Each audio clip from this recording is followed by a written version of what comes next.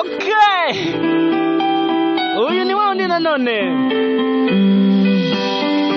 105 is the number that comes to my head. Ati na gatanu ni umubare uje mu mutwe wanjye. All the years I wanna be. Iyo nagereje imyaka tugomba kuzabana. Wake up every morning with you in my. Najya nibyukira mu gitondo ndi kumwe nawe. Precisely what I planned. Ati mu byukuri ibyo nibyo mpanga gukora. Ati kandi urabizi imwe muri iyi minsi.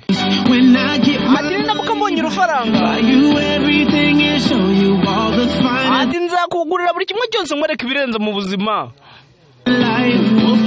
Ati teka bizaba bihagije. Ati ku buryo utazigera uba watekereza kuba wagira aho ujya. Ati gusa umunsi umwe nzarangurura ijwi nkubaze nti. Ati nzakubaza nti.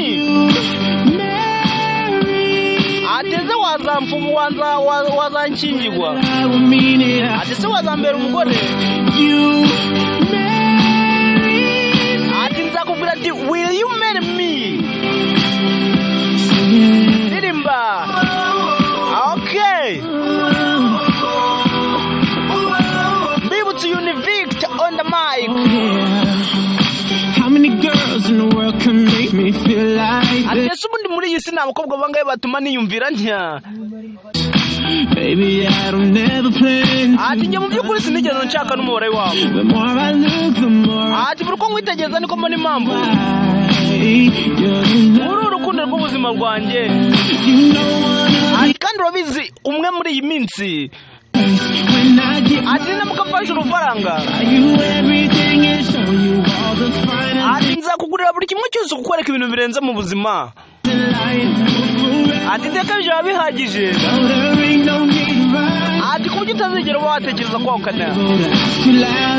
Ati gusa umunsi umwe nzagerageza kurangurira ijwi nkubaza nti. Nzavuga nti. Ati se wazambera umugore. Ndarahiye nzambikuye ku mutima. Nzakubaza ati se wazambera umufasha.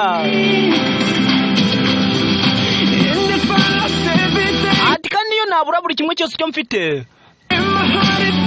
Ati ku mutima wanjye na ibyo ntacyo bivuze. Kuko ndagufite. Mukobwa ndakwifitiye. Ati ku mavi yanjye rero nkufite. Ati nta kindi kintu cyiza nta kindi kintu cyazaba cyiza nk'umunsi. Umunsi wo nzakubwira ati se wazambera umugore. Ati ndarahiye nzambikuye ku mutima. Ati nzakubaza ati se wazambera umufasha.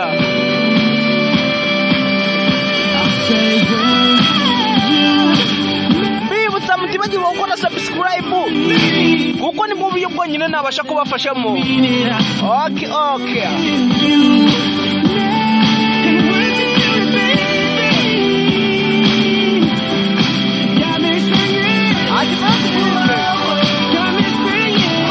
Bayo turirimbe.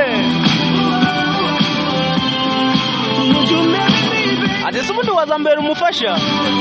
Ati mukunzi wazambera umufasha.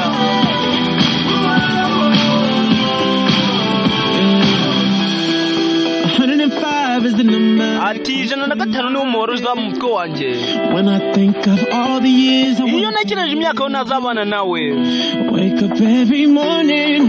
Najya nibyukira mu gitondo ndi kumwe nawe mu gitsina cyanjye. Ati mu by'ukuri ibyo nibyo mpanga kuzakora. Bye bye.